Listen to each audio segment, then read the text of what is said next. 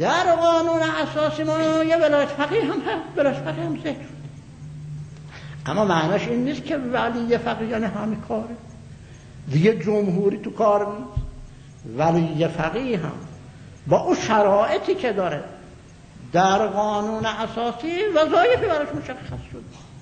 عمده وظیفش اونی که مهم بوده است این که نظارت بکنه که جریان جامعه، مشی جامعه یه وقت از موازین اسلام و منحرف نشه.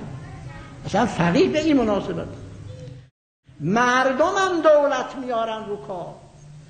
دولت یعنی رئیس حکومت، رئیس جمهور، نماینده ها رو واقعا مردم باید بیان رو کار. هیچ کس حق نداره دخالت کنه. اگر بیشینن خاص خرجی کنن یه افرادی ولو شورا نگهبان، اگه بیشینن خاص خرجی کنن ظلم کردن به حقوق مردم. کسی که صالح باشد حق نداره میزنندش کنن. ولی یه فقیه یعنی چه؟ یعنی مجتهد عادل اعلم مناس، اعلم، یه اعلمیت در روایات هست. این شخص بیاد سر کار به این معنا که نظارت داشته باشه بر کار دولت. اینجور که در ولایت فقیه اونجور نیست که یه تشکیلات سلطنتی و یه مسافرت‌های میلیاردی و اینجور چیزا، اینا به ولایت فقیه که ما گفتیم آقایون تا چیز میشه به ما میگن ضد ولایت فقیه، ضد ولایت فقیه. خدا بابا تو بیامد اصلا ولایت فقیه ما گفتیم، ما علم کردیم، ما کتاب توش نوشتیم، حالا ما شدیم ضد ولایت فقیه.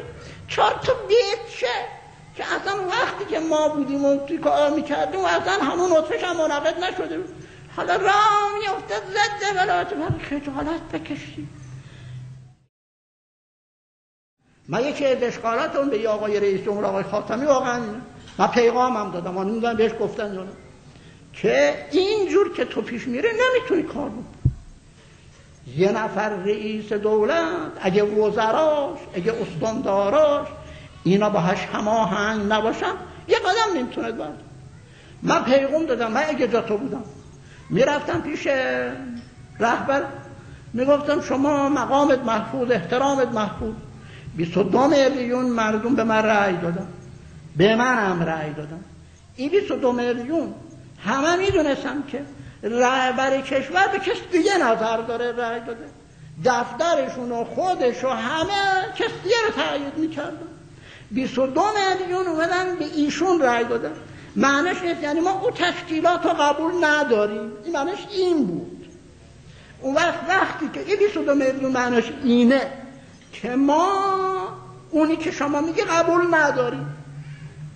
ایشون قاعدش بود میرفت پیش مقام رهبری میگفت شما احترامت محفوظ، 22 میلیون به من رأی دادن، از من انتظارات دارم و اگر بنا بشه که بخوام در وزرای من، در استاندارای من دخالت بکنم، افرادی رو به من تحمیل کنم، من نمیتونم کار بکنم.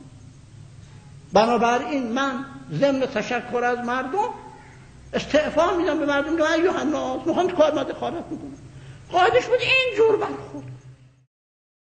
آقای هاشمی شنیدم گفته ایران هم افغانستان میشه.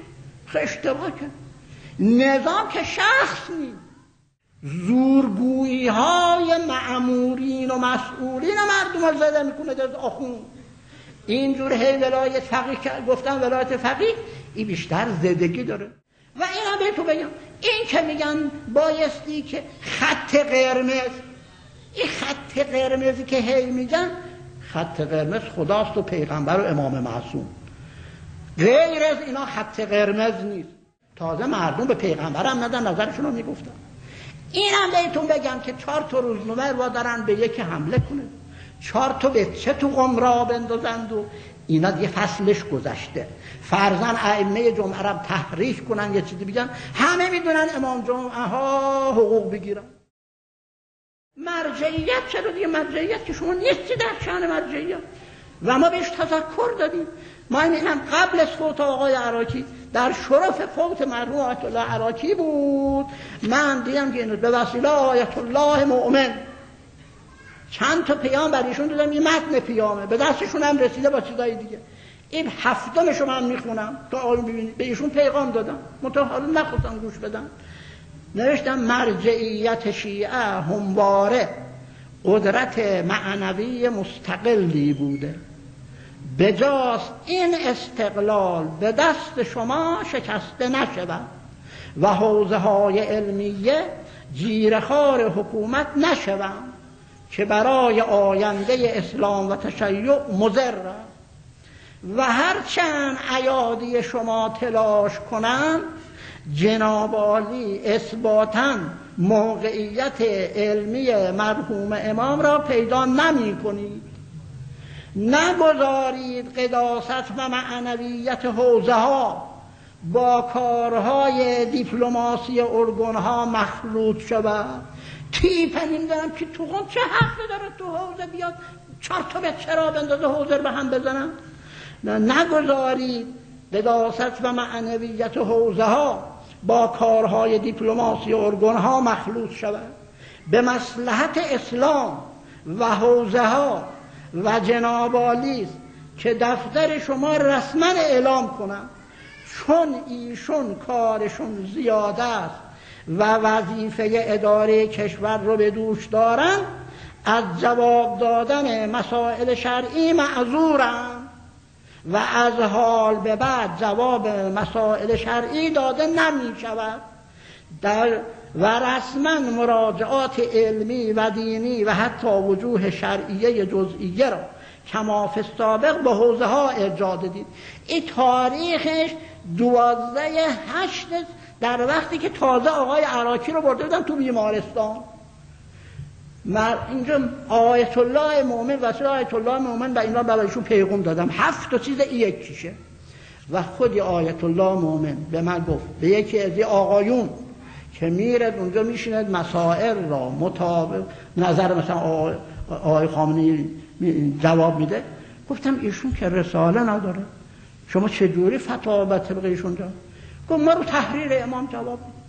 گفتم آخه مردم مسئله ایشون رو میخواد. گفت ایشون میگن فتواش مثل فتوا امام است، ما رو تحریر امام جواب میده. خب این معناش مبتذل کردن مرجعیت شیعه نیست. این کار رو میدن جامعه مدرسین 4 تا بچه مثل همه را کرام میدازن. 4 تا بچه در شب فوت آقای عراقی ما تو قم بودیم، راه انداختن تو خیابون اونجا راست جامعه مدرسین، یه 4 تا از تهران کشیدن اومدن، اصلا 7 تا بیشتر نبودن، زورکیان اومدن 7 تا گفتن که ایشون هم جز بکنن. نیست ایشون در حد مرجعیت، حقا نداره فتوا بده، بیرو در وسی. بنابراین مرجعیت شیعه رو مبتذل کردن، بچگانش کردن، با 4 تا بچه اطلاعاتی که راه انداختن. اینا مصیبت هایی است که ما توی کشور میبینیم.